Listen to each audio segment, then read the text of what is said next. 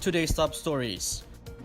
The proclamation of winning senators and party lists is once again postponed as the National Board of Canvassers await one remaining certificate of canvass. The National Economic and Development Authority, or Neda, is pushing for the immediate release of the Rice Competitiveness Enhancement Fund, or RCAF. Telco companies assure that their service is unaffected by trade woes. And Iloilo School's Brigada Eskwela is being held with a twist.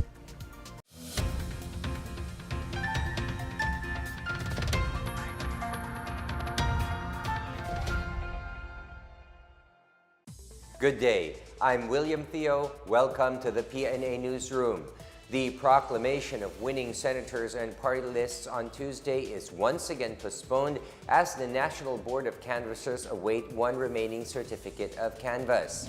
COMELEC spokesperson James Jimenez explained that the board is currently canvassing certificate of canvass from Saudi Arabia, COCs from Washington, D.C., United States, which represent for more than 200,000 registered voters, are also being awaited this afternoon. Jimenez said they can determine the final date of proclamation tonight when the COCs from Washington is submitted. He said they are still eyeing a joint proclamation, but there is a possibility of separate proclamations for senators and party lists on worst-case scenario.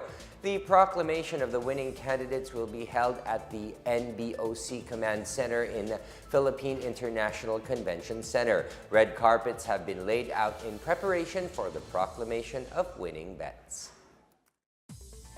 The Department of Transportation is set to award the contract for the procurement of trains for the North-South commuter railway projects to Tuban to Malolos segment by end of May or early June. The contract is set to be awarded to the Sumitomo J-Trek Consortium for the procurement of 13 train sets with 8 cars each. The DOTR also plans to acquire 38 train sets for the Malolos-Clark segment within the third quarter of this year and 7 train sets for the Airport Express trains, which will run up to 160 kilometers per hour from Clark International Airport to Buendia in 55 minutes. The 147-kilometer North-South commuter railway project is estimated to cost around 777.55 billion pesos. It will have 36 stations from Clark International Airport to Calamba, Laguna to be funded through official development assistance by JICA. Senate President Titos Soto is expected to keep his post when the 18th Congress opens. Senate President Pro Tempore Ralph Recto said the leadership of the chamber is unlikely to change after incumbent senators agreed to retain Soto's presidency. Recto said he expects at most 20 senators to support Soto. Senate Majority Leader Juan Miguel Zubiri also noted that presumptive senators have already expressed support for the incumbent Senate President. For his part, Soto said no senator has so far expressed interest to replace him. Zubiri said the Senate will only reorganize committee chairmanships since some senators are expected to vacate their posts on June 30th. The Senate will be dominated by 20 majority bloc senators with 4 senators comprising the minority bloc. The PNP has protested the jokes of an American stand-up comedian who lambasted President Duterte's drug war. And the Department of National Defense is thankful for the approval of the ROTCV bill. More on these and other news around the metro from Janice Cabe. PNP Chief General Oscar Albayalde rebuked on Monday American stand-up comedian Hasan Minhaj for allegedly putting the Philippines in a bad light. Minhaj was accused of attacking President Duterte's drug war in his Netflix show Patriot Act. Albayalde said that while he respects the jokes in some programs, hosts and other people behind the program should also be responsible for their content. Meanwhile, the Department of National Defense thanked the House of Representatives for approving on second reading House Bill 8961, which implements the teaching of mandatory ROTC for grades 11 and 12. DND spokesperson Arsenio Andolong said the move will teach the youth nationalism, respect for human rights, and how to be law-abiding citizens. In other news, some senators are unsure whether the proposed measure to raise taxes on alcohol and tobacco would be passed with just 9 days left before Congress adjourns. Senate President Titos Soto said the bill had yet to be approved at the committee level and many senators intended to raise questions. Majority Leader Juan Miguel Zubiri reasoned that several senators have taken exception to President Rodrigo Duterte's veto of 6 to 7 revenue measures despite being backed by the DOF. For the PNA Newsroom, I'm Janice Cave. Still to come, Health Department assures that synthetic acetic acid on vinegar is safe and that the product is mislabeled. Neda is pushing for the immediate release of RCEF for farmers. More on these when the PNA Newsroom continues.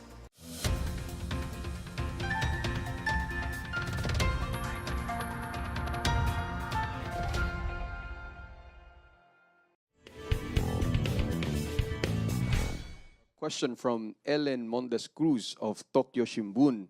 What is President Duterte's economic agenda in his upcoming visit to Japan? So apart from the overall, of course, the macroeconomic reforms, and certainly the president is expected to push for greater bilateral trading and investment relationship. I mean, with Japan. If he is addressing the Japanese market and investors, certainly we expect more Japanese trade deals. And Japan has been a big investor in the Philippines. We'd like to invite more of them. So far we have received a lot of letters of intent that intend to invest and expand their investment in the Philippines, because many of those big Japanese companies are already in the Philippines. So they have submitted to us a list of I guess their intention, a list of industries that they will enter into. Some new industries, data analytics, we see manufacturing, infrastructure, electronics as the current indication that we're receiving. And we expect to receive more until we leave for Japan by the end of the month. From Bernadette Nicolas of Business Mirror and Celerino Monte of Manila Shimbun, are we expecting new agreements to be signed? At this point in time, I think that meeting is still being arranged.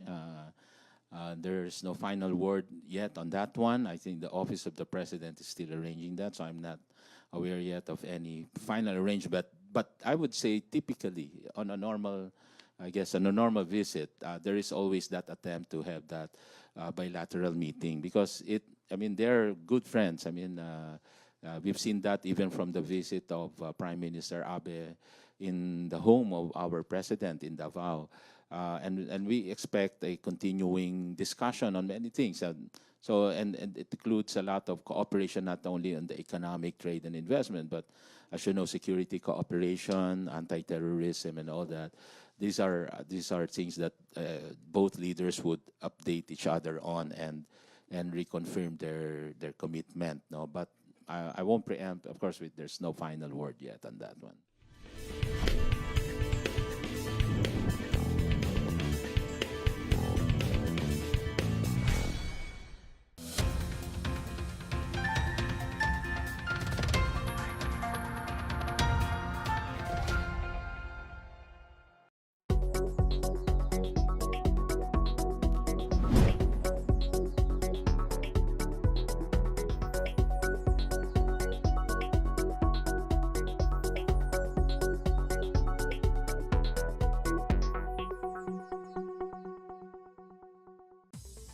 Meanwhile, an investigation is still underway on the so-called fake vinegar or vinegar brands made out of synthetic acetic acid.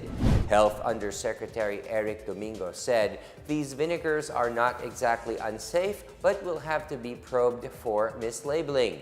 A study by the Philippine Nuclear Research Institute, or PNRI, reveals that 8 out of 10 vinegar brands are made out of synthetic acetic acid, rather than fermented coconut sap or sugarcane. Agriculture Secretary Emmanuel Piñol said the PNRI study on local vinegar was endorsed to the Food and Drug Administration as early as March 2018, but it appears that the recommendation was not picked up by the agency. For his part, Domingo said there are currently no indications that this is connected to the termination of Nela Charade Puno as FDA chief. The National Economic and Development Authority, or Neda, is pushing for the immediate release of the 10 billion peso Rice Competitiveness Enhancement Fund, or RCEF. Neda Undersecretary Rosemarie Edilion said the RCEF needs to be released fast to help modernize and boost the productivity of rice farmers in time for the wet season, or at least during the ongoing dry season. RA 11203, or the Rice Tarification Law, mandates the establishment of an RCEF that guarantees the rice sector financial support annually for the next 6 years beginning 2019. Agriculture Secretary Emmanuel Piñol on Monday said 3 billion pesos of the RCEF is allocated for inbred seeds to be handled by the Philippine Rice Research Institute and 1 billion pesos for credit. The remaining 1 billion pesos is earmarked for technical skills development. RCEF is said to be included in the tech budget hearing held today by the Department of Agriculture and the Department of Budget and Management, or DBM. After back-to-back price rollbacks this month, local oil companies announced they are raising prices once again. Petron, PTT Philippines, Sea Oil, Petrogas, and Flying V increased this morning the prices of unleaded gasoline by 0.90 centavos per liter, diesel by 0.80 centavos per liter, and kerosene by 0.75 centavos per liter. Oil executives said that the latest oil price hike simply tracks the currency direction of the world crude market, which is being reflected locally. They emphasized that this upward price adjustment is revenue neutral for local oil firms because it does not affect their bottom line. The city government of Iloilo seeks assistance from the Department of Science and Technology regarding the reported oil spill in Barangay Santo Niño Sur in Arevalo District over the weekend.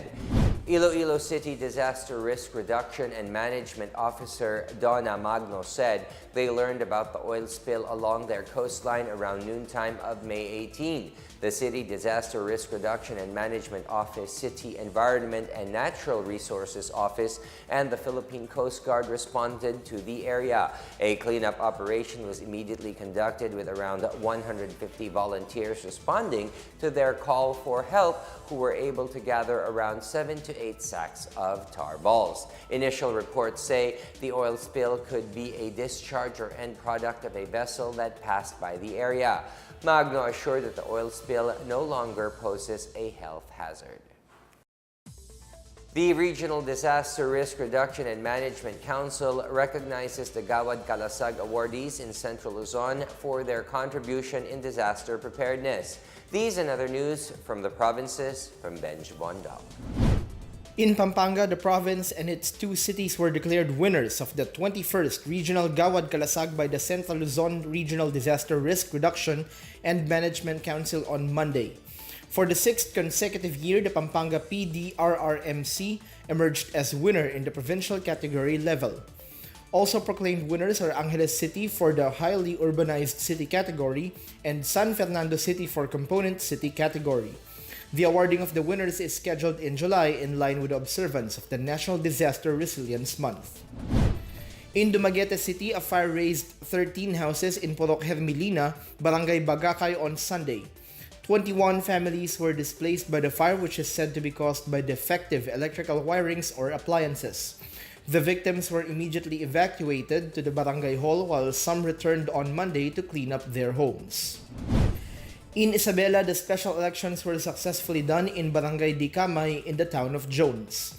PNP spokesperson Bernard Banak said voting was closed yesterday at 6 in the evening and all election paraphernalia were delivered to the Municipal Board of Canvassers at 7:30 in the evening.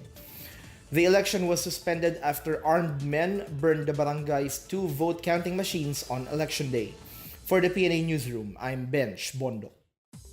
Filipinos are urged to remain vigilant after Saudi authorities have reportedly intercepted 2 alleged Houthi ballistic missiles heading towards Makkah and Jeddah on Monday.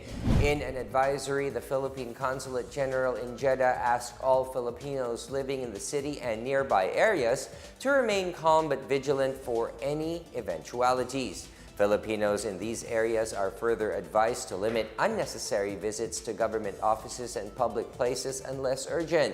Citing reports from Saudi authorities, the consulate said these missiles were intercepted over Taif, 50 kilometers away from Makkah or Mecca. Up next, telecom companies assures the public that their service is unaffected by the ongoing trade woes, and the missing plane is found in the Mindoro Strait. The PNA Newsroom returns after these reminders.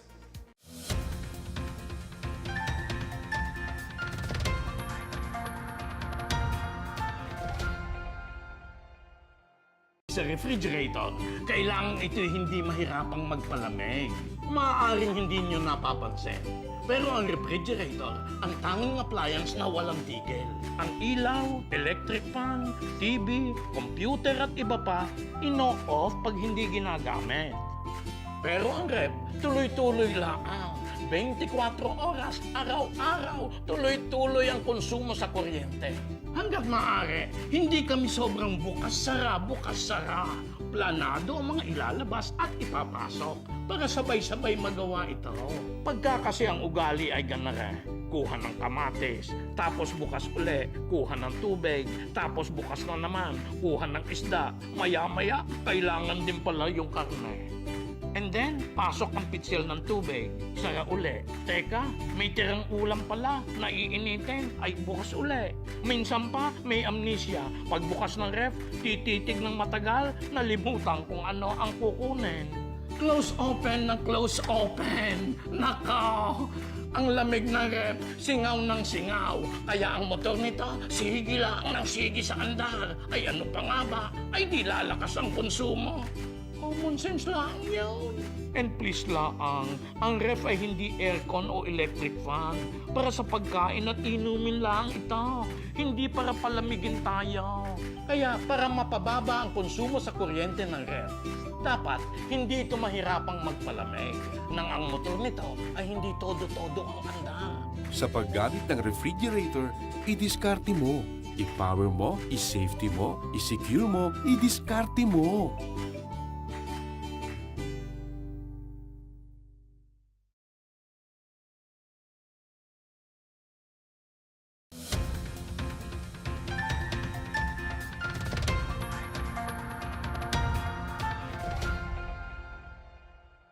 Telco companies on Monday said Huawei devices on their networks would be unaffected by U.S. companies' move out to cut supply ties with the Chinese giant. Globe Telecom assures its customers that the current situation at Huawei will not impact its network services. Google earlier suspended its hardware and software supplies to Huawei in compliance with an order from Washington. However, it says Android services or existing Huawei devices would keep functioning. PLDT and Smart said they will also work closely with Huawei in addressing concerns regarding future firmware and software updates for phones, pocket Wi-Fi units, and other devices. Huawei is the world's largest vendor of telecommunications equipment and the second largest vendor of smartphones. A trainer aircraft that went missing after its takeoff on Friday has been found.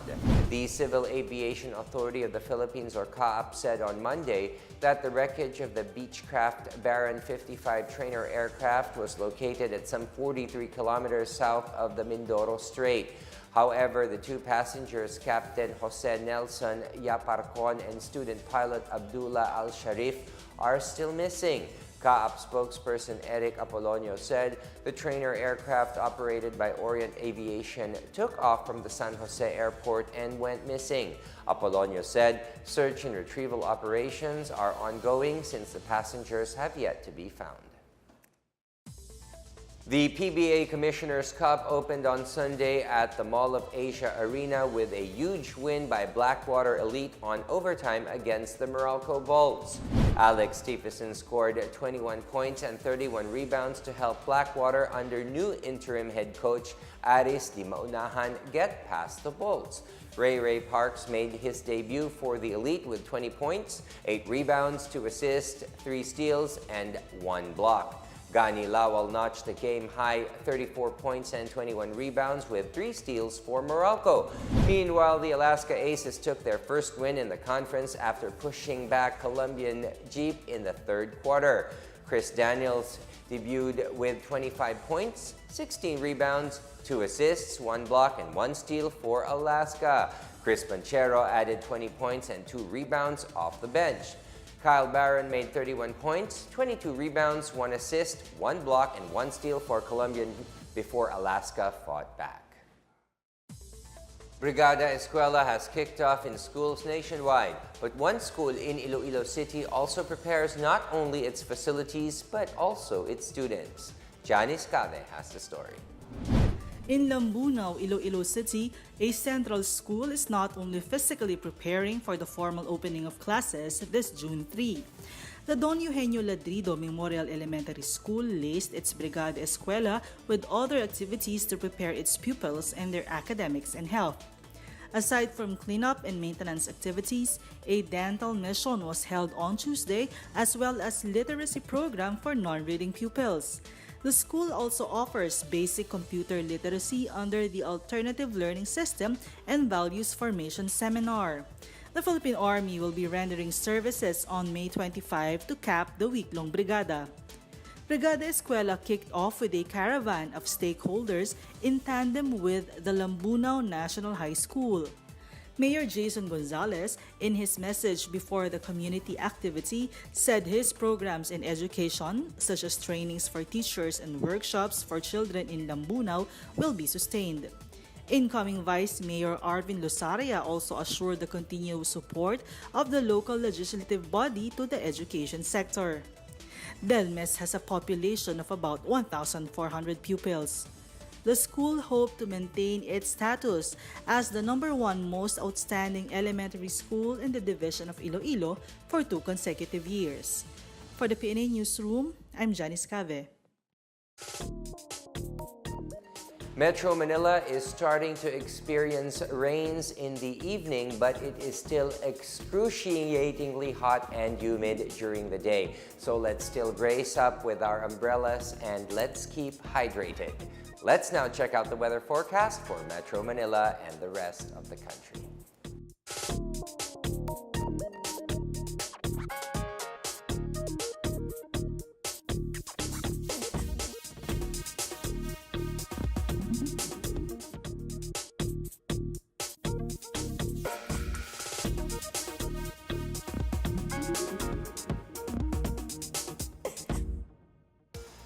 Here's another look at today's biggest stories.